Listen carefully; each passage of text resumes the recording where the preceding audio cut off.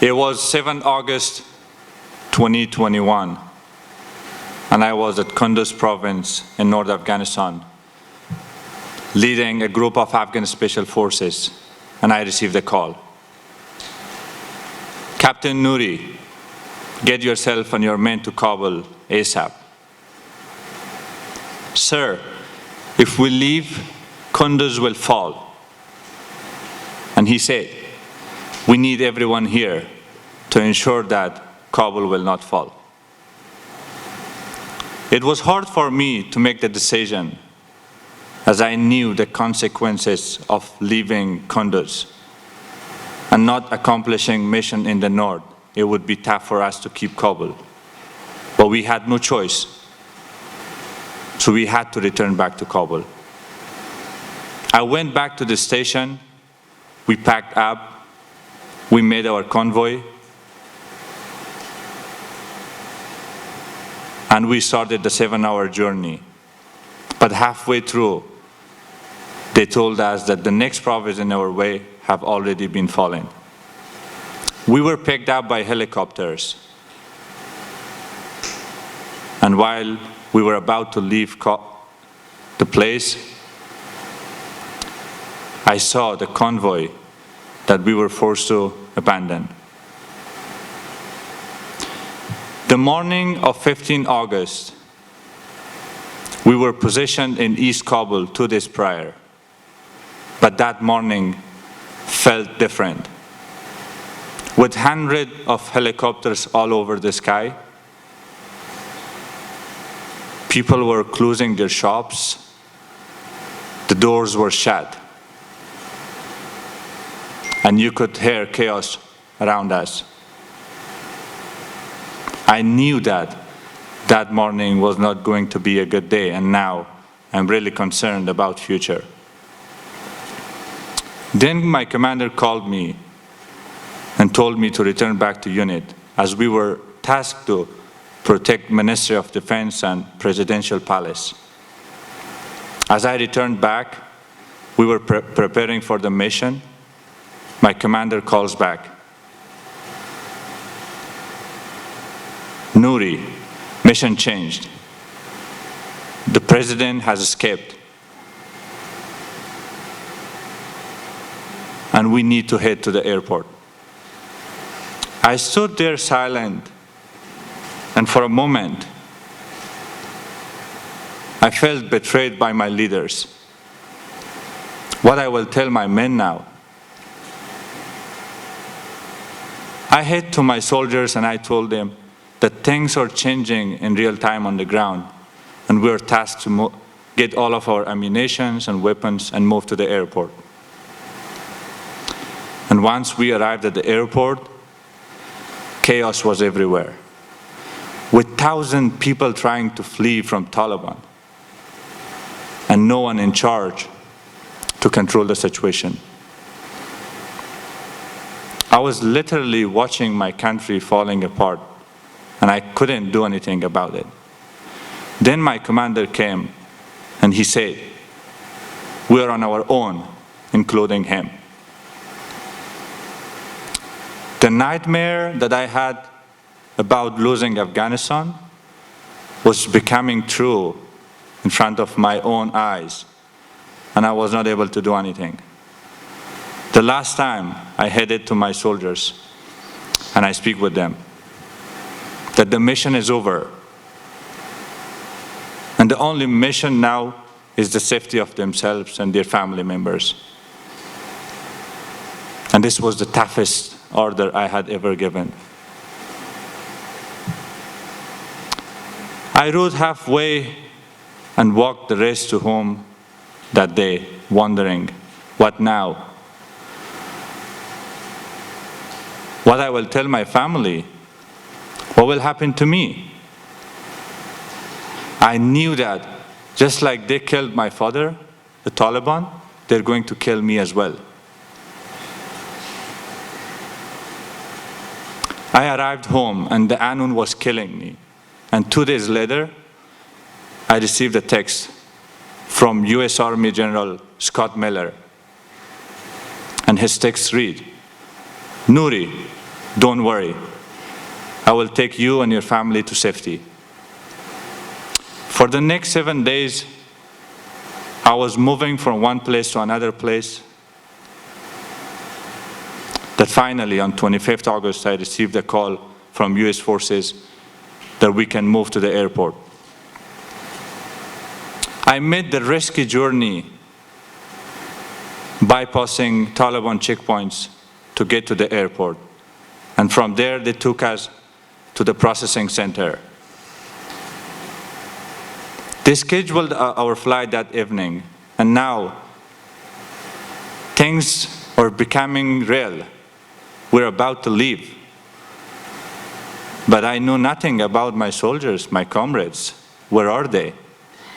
I knew that there is no program for them to get to the safety. I went to my wife, Wida, and I told her that I decided to cancel my flight.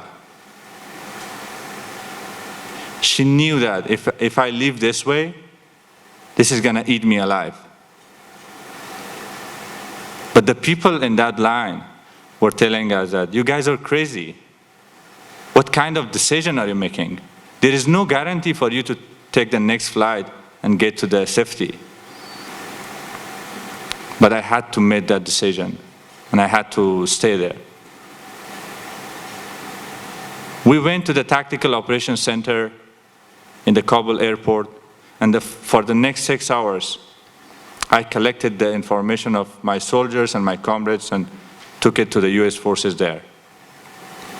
In the early morning, 26th August, we were told that we must take the next flight and leave Kabul.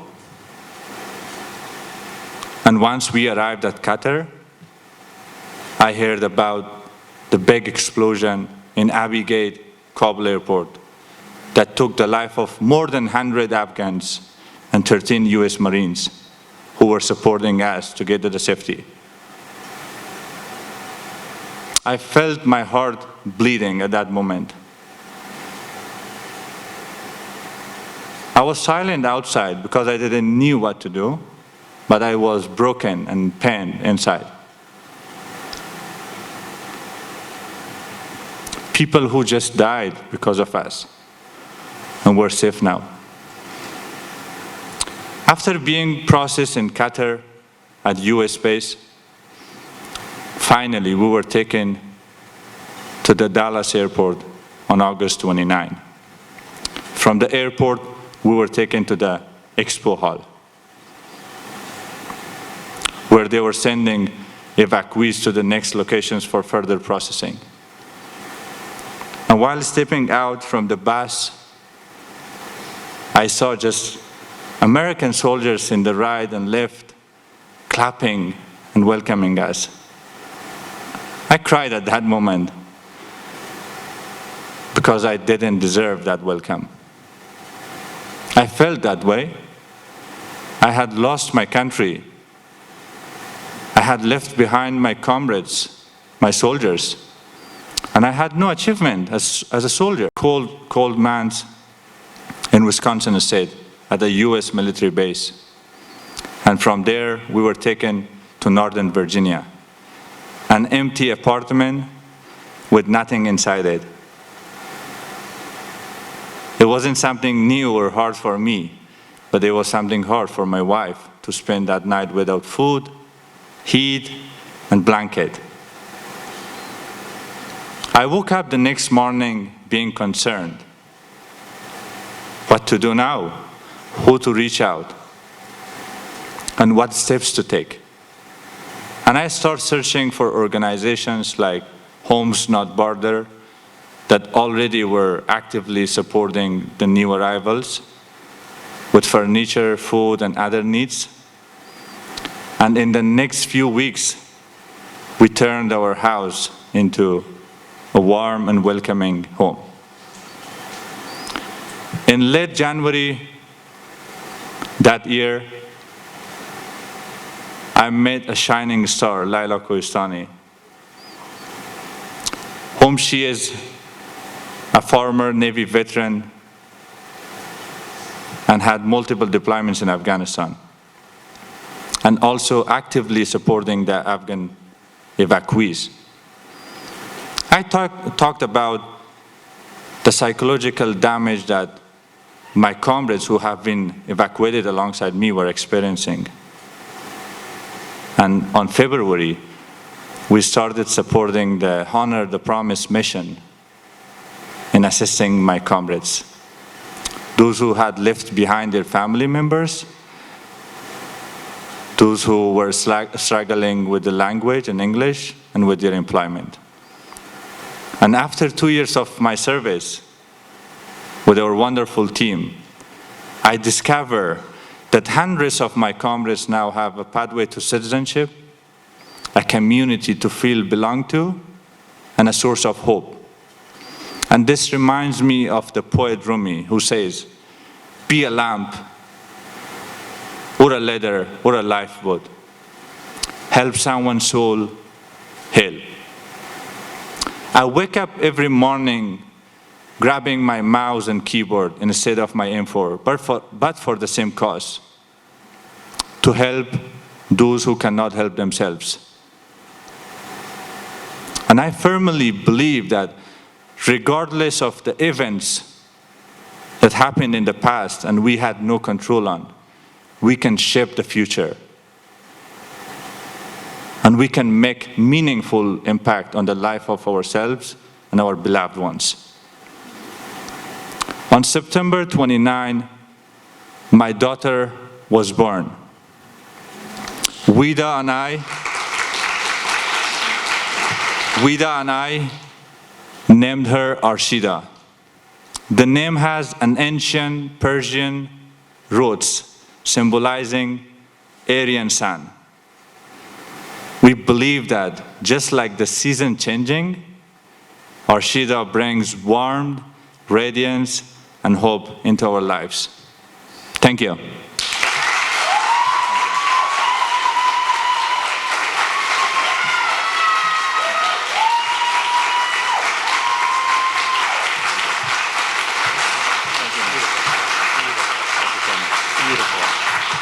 That was just beautiful, Arshida.